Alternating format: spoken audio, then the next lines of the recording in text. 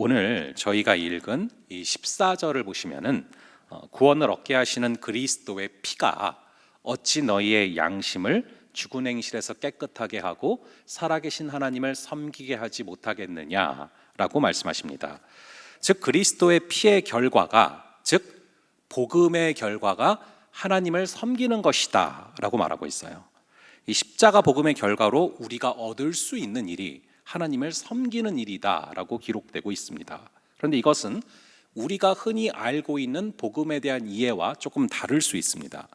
오늘날 우리가 널리 알고 있는, 익히 알고 있는 그런 복음의 뉘앙스는 무엇입니까?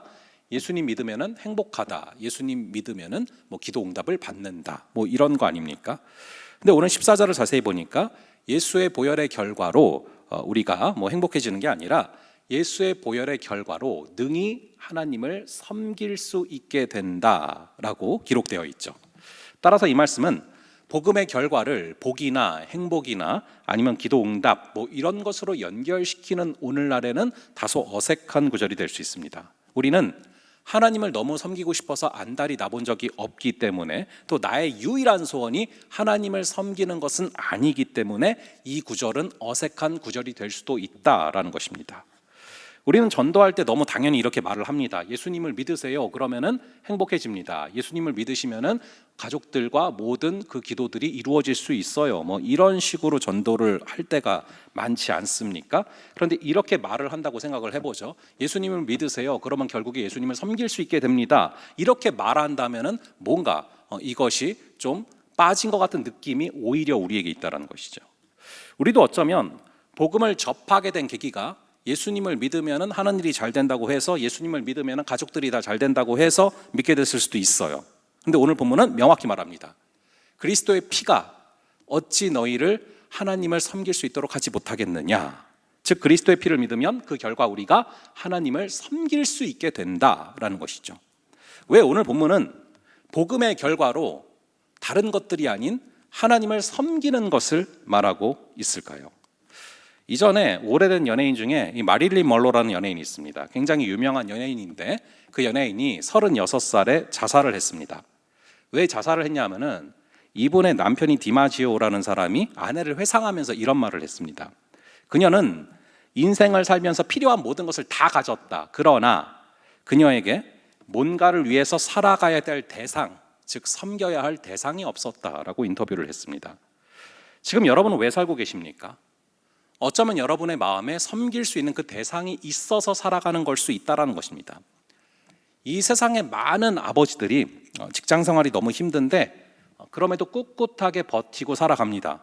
그렇게 힘든데 왜 계속 일하냐 물어보면은 대부분 그 이유가 처자식 때문이라고 말을 합니다. 우리를 살게 하는 이유가 어쩌면 우리가 섬길 수 있는 대상이 있기 때문일 수 있다는 것이죠. 그 대상에게 마음과 시간을 쏟으면서도 그것이 아깝지가 않습니다. 그게 바로 나를 살게 하는 이유이기 때문이다라는 것이죠. 사람은 뭔가 그것을 위해서 살아가야 할 대상이 없으면 살아갈 수가 없습니다.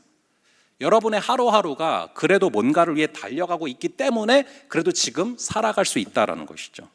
섬길 수 있는 대상이 없다라는 것은 죽음이기 때문에 섬길 수 있는 대상이 주어지는 것이 복이고 구원이다라는 것입니다. 단순히 영원히 살 수 있다라고 해서 그것이 복음이 아닙니다. 복음은 그 차원을 넘어서는 것을 오늘 구절이 말하는 거예요. 즉 참된 섬김의 대상을 부여받기 때문에 복음인 것입니다. 사실 이 마릴린 먼로가 애라도 하나 있었다면 그렇게 쉽게 자신의 목숨을 끊지 못했을 수도 있습니다. 아니면 영화라는 것에 대해서 특별한 철학을 갖고 있고 이 영화를 통해서 세상을 섬긴다라는 그런 생각만 갖고 있었어도 자살로 인생을 마치지 않았을 수 있습니다. 이 마릴린 먼로는 인기와 명예와 돈과 미모 모든 것을 다 갖고 있었습니다. 심지어 일국의 대통령도 그녀를 좋아했을 정도예요. 그 정도로 모든 걸 다 갖고 있었고 아쉬울 게 없었던 사람입니다. 그러나 섬김의 대상이 없음으로 말미암아 죽음을 맞이하게 됐다라고 가장 가까운 사람이 얘기를 하고 있는 것이죠. 뭔가를 섬길 대상이 우리를 살아나게 만든다라는 것입니다. 그런데 기왕에 뭔가를 섬겨야 된다면 돈이나 명예나 그냥 어떤 사람이나 이런 허무한 것들을 섬기는 것이 아니라 섬길 만한 분을 우리가 섬겨야 되지 않겠습니까? 복음은 우리가 헛된 대상을 섬기는 것이 아니라 참된 대상인 하나님을 섬길 수 있도록 해줍니다. 그것이 복음이 우리에게 주는 가장 큰 유익이라는 것입니다. 여러분, 사람이 행복하려면 해야 하는 일과 하고 싶은 일이 일치를 해야 됩니다. 예를 들어서 게임을 하는 게 평생의 소원이고 취미고 재미인 사람이 있어요. 그런 사람은 뭐하고 살면 행복하겠습니까? 프로게이머로 살면 당연히 행복하지 않겠습니까? 이 학교를 다니는 학생들의 고충이 무엇입니까? 내가 해야만 하는 일은 공부인데 하고 싶은 일은 따로 있어요. 그래서 괴로움이 생겨나는 것이죠. 그렇다면 이 성경에서 전 인류에게 꼭 해야 할 일로 말씀하신 것이 무엇입니까? 이 웨스트민스터 소요리 문답 제1번을 보면은 사람의 제일 되는 목적이 무엇이냐? 이 질문에 대한 답을 우리는 잘 알고 있죠. 하나님을 영화롭게 하고 영원토록 그분을 즐거워하는 것이다.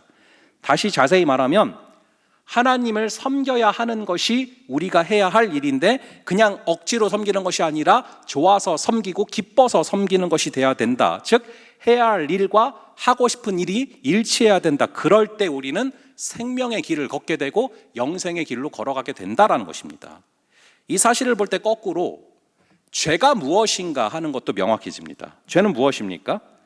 우리가 해야 할 일, 우리가 평생에 걸쳐서 해야 할 일은 하나님을 섬기다 가는 거예요.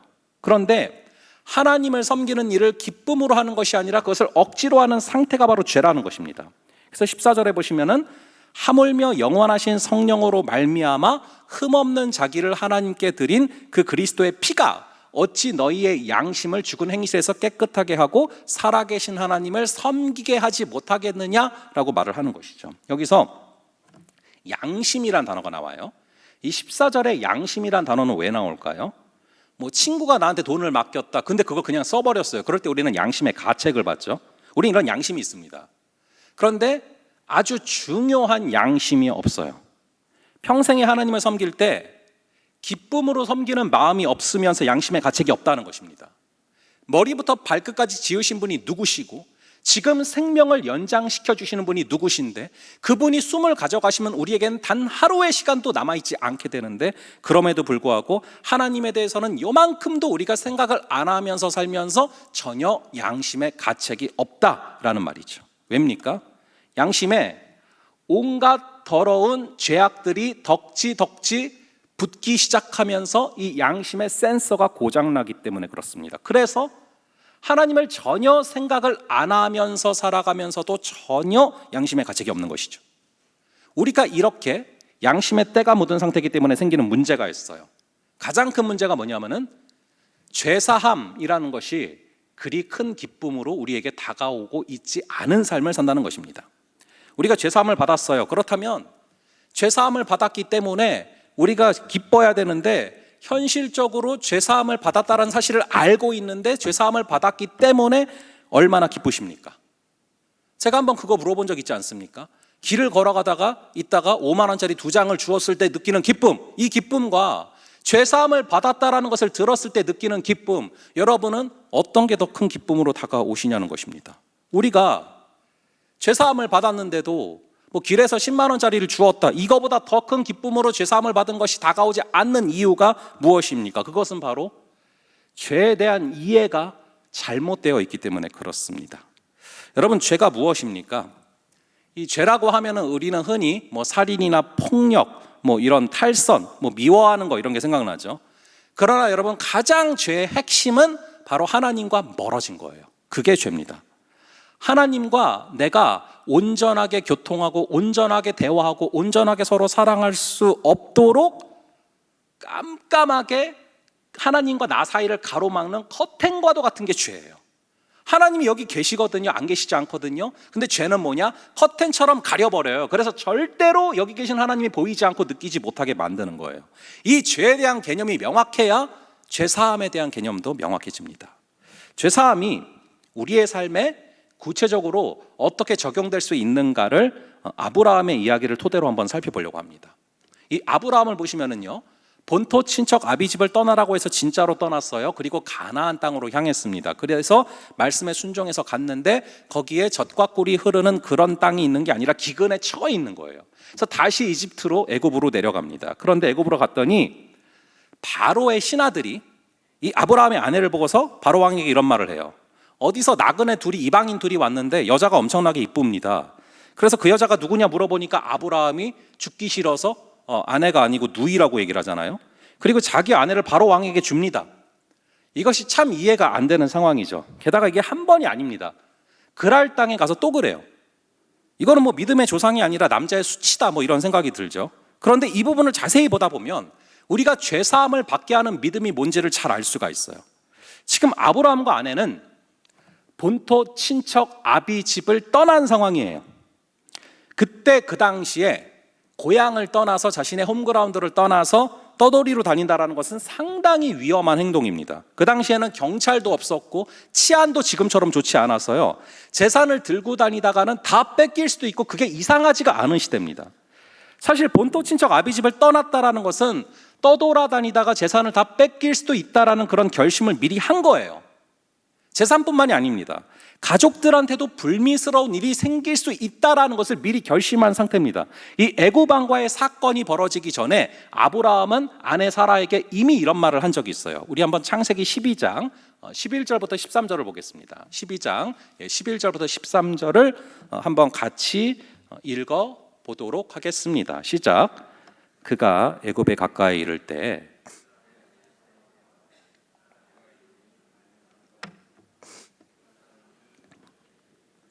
이는 그의 아내라 하고 나는 죽이고 그대는 살리리니 원컨대 그대는 나의 누이라 하라. 그리하면 내가 그대로 인하여 안전하고 내 목숨이 그대로 인하여 보존하겠노라 하니라. 자, 아내에게 당신은 내 아내가 아니라 누이라고 말을 하고 다녀라 얘기를 했습니다. 이걸 볼 때 이런 일이 생길 것을 미리 예상을 했다라는 거예요. 이 사건이 벌어지기 전에 한 말입니다. 즉 떠나라는 명령을 수행하기 위해서는 아브라함은 이미 마음속에서 재산을 내려놓고 이미 마음속에서 가족을 내려놨습니다. 그렇기 때문에 본토 친척 아비 집을 떠나라는 명령에 순종한 게 위대한 사실인 거예요. 아브라함은 사실 이런 훈련을 굉장히 많이 했습니다. 가장 결정적인 사건이 바로 하나밖에 없는 아들 이삭을 바친 사건이죠. 100살에 자녀가 없던 아브라함에게 이삭이라는 아들을 주셨어요. 그리고 얼마나 귀했겠습니까? 100살에 얻었으니 그 아들을 27년 동안 잘 키웠습니다. 그런데 갑자기 어느 날 하나님께서 그 아들을 바치라고 하시는 거예요. 바치라고 하실 거면 아예 주시질 마시던지 왜 주셔놓고 다시 달라고 하십니까? 그것은 바로 마음을 아들로 꽉 채우고 있는 것이 죄라는 것을 깨닫게 하시려는 거예요. 마음속에 하나님보다 더 소중하게 여기면서 뭔가를 품고 있는 것을 내려놓게 하시는 것이죠. 우리가 하나님보다 더 소중하게 여기고 그것을 마음속에 품고 있는 것이 죄라는 것을 모르기 때문에 죄사함이 경험이 안 되는 거예요. 그래서 죄사함이라는 것이 나랑 거리가 전혀 먼 아주 옛날 얘기처럼만 느껴지는 것이죠. 이 마음이라는 공간을 빈틈없이 꽉 채울 수 있는 것은 오직 하나님 한 분밖에 없습니다. 하나님께서 우리의 마음을 태초부터 그렇게 디자인을 하셨어요. 그래서 이거는 기독교인들만 하는 얘기가 아니에요. 세상의 철학자들도 이 마음이 텅 비어있는 부분들이 있다는 걸 많이 말한단 말이죠. 그래서 우리가 하나님을 대신해서 다른 것으로 우리의 마음을 채우려고 하면 아무리 채워봤자 뭔가 2% 부족하고 허전하고 부작용이 날 수밖에 없는 거예요. 이 마음이라는 공간을 돈이나 권력이나 사람이나 아무리 다른 걸로 채우려고 노력해본들 채워지지가 않습니다. 왜냐하면 이 마음이라는 공간을 빈틈없이 채울 수 있는 것은 오직 하나님 한 분밖에 없기 때문에 그렇죠. 여러분, 이 마음이 청결한 자라는 구절을 잘 아시지 않습니까? 마음이 청결하다 할 때 성경에 쓰여지는 청결이라는 것이 여러분 무슨 뜻인지 아십니까? 여기 핸드폰이 있어요. 근데 이 핸드폰을 깨끗하게 닦았다고 해서 청결한 게 아니에요. 이 핸드폰을 닦을 뿐만 아니라 이 핸드폰이 놓여질 자리에 놓여 있는 것이 성경에서 말하는 청결이에요. 이 핸드폰을 깨끗하게 닦았지만 이것을 국그릇 안에 넣어놨다고 생각을 해봐요. 핸드폰 자체도 깨끗하고 국그릇도 깨끗하지만 그걸 보고 누구도 청결하다고 생각하지 않습니다. 왜냐하면 정리정돈이 되어 있지 않기 때문에, 있어야 될 자리에 있는 것이 아니기 때문에 청결하다고 말할 수가 없습니다. 여러분, 침 안에는 아밀라제라는 그런 효소가 있어요. 그래서 소화가 되는 것입니다. 우리가 음식을 먹을 때 이 음식이 여러분들 막 추석 때 음식 먹을 때 그게 어떻게 소화되냐? 입안에 침이 있어서 그 침 안에서 아밀라제라는 것이 나오기 때문에 그래서 음식이 소화가 되는 것이죠. 그래서 입 안에 침이 있는 건 절대 더러운 게 아니에요. 그게 있어야만 소화가 되는 것입니다. 근데 이 침이 입 안에 아니라 입 안에 있는 게 아니라 튀어나왔다. 그래서 길바닥에 떨어졌다. 그것은 우리가 당연히 더럽다라고 생각을 하죠. 왜냐하면 있어야 할 자리에 있지 않기 때문에 그래요. 여러분, 고양이 더러운 것입니까? 사람이 더러운 것입니까? 아니에요. 그런데 그것이 나의 마음속을 장악해버리면 이상하게 마음도 어지럽혀지고 내가 품는 그 고양이나 사람도 어지럽혀지는 것. 즉 놓여질 자리에 놓여지면 절대로 더러운 게 아닌데 놓여질 자리에 아닌데 그것이 놓여져서 더러워지는 것. 그것을 지금 말하는 거예요. 제가 한때 공부에 굉장히 집착을 많이 했던 적이 있습니다. 제가 지금도 덩치가 크지만 제가 고1 때는 지금보다 훨씬 더 덩치가 컸어요. 그때 제가 안경을 썼거든요. 별명이 뭐였냐면은 김정일이었습니다. 북한의 김정일. 그래서 이제 제가 하도 이게 살이 찌니까 외모에 자신감이 없고 그래가지고요. 제가 자존감이 되게 낮았는데 자존심이 셌단 말이에요. 그래서 이거를 메꾸려고 이 외모에 대한 컴플렉스를 여러분 뭐 어렸을 때 김정일이라고 들어봐야 좋겠어요. 그러니까 그거를 메꾸려고 제가 노력했던 게 공부였단 말이에요. 그래서 공부를 통해서라도 자존심을 세우고 싶은 그런 게 있었어요. 그래서 죽도록 공부하고 옛날에는 또 성적표 다 붙여놨거든요. 전교에다가 그런 걸로 막 인정받고 그걸 즐겼어요. 근데 그러다 보니까 언제부턴가 이 공부라는 게 하나님 이상이 되더라고요. 하나님 이상의 가치가 되더라고요. 여러분, 공부 자체가 더러운 겁니까? 아니에요. 그런데 그게 하나님이 있어야 할 자리를 차지한다. 자, 그러면은 공부도 더러워지고 내 마음도 더러워지는 거예요. 우리의 마음 한가운데 예수 그리스도를 모셔야 돼요. 그 자리에 예수 그리스도가 아니라 공부가 있고 사람이 있다면, 그 자리에 목표가 있다면 그것이 바로 죄가 된다는 것입니다. 그렇기 때문에 믿음의 조상 아브라함에게는 그것을 자꾸만 내려놓는 훈련을 시키시는 거예요. 그리고 이러한 믿음을 아브라함의 의로 여기셨다라고 말씀하시죠. 그렇다면 우리는 어떻게 살아야 됩니까? 아브라함이 믿음의 여정을 떠나기 전에 곰곰이 생각을 해보면 치안이 좋은 것이 아니라서 재산도 뺏길 수 있고 가족도 뺏길 수 있는 상황이에요. 그래서 안 뺏기려면 안 떠나면 돼요. 그런데 떠났다라는 것은 마음속에 재산을 내려놓고 마음속에 사람을 내려놓는 거예요. 그럴 때 여러분, 하나님께서 어떻게 역사를 하십니까? 마음속에서 내려놨다고 뺏기게 놔두십니까? 아니잖아요. 바로 왕과 그랄 왕에게 말씀하십니다. 내 종 아브라함의 아내 사라에게 손 하나라도 댔다가는 너희가 전체가 멸절될 것이다 라고 경고를 하시죠. 아브라함의 마음속에서 아들을 내려놓게 하십니다. 아브라함은 하나님 말씀에 그대로 순종해서 실제로 이삭을 잡기 위해서 칼을 들었습니다. 그리고 그것을 내리려는 순간에 아브라함아 아브라함아 하나님께서 굉장히 급하게 외치시면서 내가 너의 그 마음의 중심을 보았으니 절대로 죽이지 말아라 말씀을 하세요. 아브라함이 하나밖에 없는 아들, 이 독생자 이삭을 주님께 드리려는 그 마음을 보셨기 때문에 하나님께서도 하나밖에 없는 아들 독생자 예수 그리스도를 아브라함의 후손인 우리들에게 주시지 않았습니까? 말 그대로 아브라함과 하나님은 독생자라도 주고받을 수 있는 사이가 된 거예요. 그렇기 때문에 하나님께서는 유일하게 유독 이 아브라함에게 내 벗이다라고 말씀하시잖아요. 내 친구라고 말씀하시잖아요. 친구는 가장 소중한 것을 주고받을 수 있는 사이기 때문에 이 아브라함과 하나님은 친구라는 그런 칭호를 하나님께서 아브라함에게 붙여주셨단 말이죠. 간절히 바라기는 여러분, 가장 소중한 것을 하나님과 주고받을 수 있는 그러한 하나님의 벗이 되는 여러분 되기를 주님의 이름으로 축원합니다. 우리의 마음은 하나님으로만 채워집니다. 하나님 말고 다른 걸로 채우려고 하면은 계속해서 공허하고 문제가 생기는 거예요. 그럼 다시 물어볼게요. 죄가 무엇입니까? 죄가 뭔지를 알아야 그리스도의 십자가 보혈이 살아서 역사하는 거예요. 여러분, 관역이 정확하게 있어야, 그래야 화살을 쐈을 때 거기 가서 박히잖아요. 여러분, 보혈이 살아있으려면은 이 보혈이 가야 되는 그 죄가 무엇인지가 명확해져야 이 보혈이 살아서 역사한다라는 것입니다. 죄가 무엇입니까? 죄는 마음을 사람으로만 채우려고 하고, 일로만 채우려고 하고, 돈으로만 채우려고 하고, 나의 목표로 꽉 채워놓는 거죠. 그런 시도를 당연하게 여기면서 살아가는 상태가 바로 죄라는 것입니다. 이 마음을 물질이라는 우상으로 가득 채워 넣었기 때문에 내 마음에 덕지덕지 양심의 때가 묻었어요. 사람을, 어떤 한 사람으로 내 마음을 어떠한 한 사람으로 집어넣는 바람에 양심의 때가 묻었어요. 그래서 이 때가, 덕지덕지 묻은 때가 굳어버렸어요. 그래서 껍데기가 되고, 그 껍데기 때문에 하나님과 내 사이가 가로막히는 겁니다. 이 때가 묻은 마음을 씻어내야 되거든요. 그게 죄사함이에요. 이 껍데기를 부셔야 되거든요. 그게 죄사함이고 예수 그리스도의 보혈이 가능한 능력을 주신다는 것입니다. 그래서 내 마음이 어떠한 목표로 가득 차 있었고 어떠한 목표에 완전히 매여 있었다면은 이제는 주의 보혈로 마음을 씻어냅니다. 그래서 이제 주의 보혈이 임하면은 내 마음이 묶여있던 그 목표에서 끊겨나서 내 마음이 자유해지는 거예요.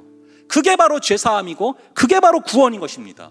그렇게 되면은 이제부터는 내가 전에는 목표에 매여 있었는데 이제부터는 내가 그 일을 하는 가운데 그 일의 결과가 내가 생각한 대로 나오지 않을지라도 자유해져요.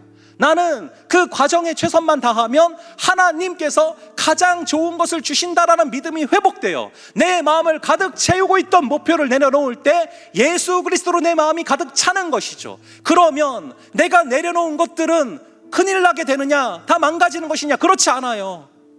내 마음에 예수 그리스도로 채우고 내 마음을 채우고 있던 사람이나 목표를 내려놓을 때 이제는 주께서 다스리시고 주께서 통치하셔서 그것들도 온전하게 하시고 나의 마음도 온전하게 하시는 역사가 벌어진다라는 것입니다.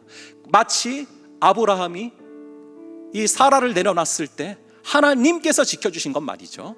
여러분, 그런 우리의 또 이삭을 또 하나님께서 주신 이삭이지만 하나님의 말씀에 순종해서 내려놨을 때 하나님께서는 더 크신 역사를 이루어 가셨단 말이죠.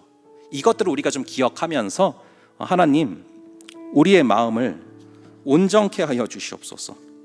우리 주님께서 주시는 마음으로 말미암아 우리가 매일매일을 살아갈 때 주께서 주시는 마음으로 우리의 마음이 온전케 되고 우리의 마음속에 채웠던 많은 것들에 예수의 보혈이 부어지는 역사를 허락하여 달라고 우리 함께 온전케 되리 찬양하면서 기도하며 나아가겠습니다.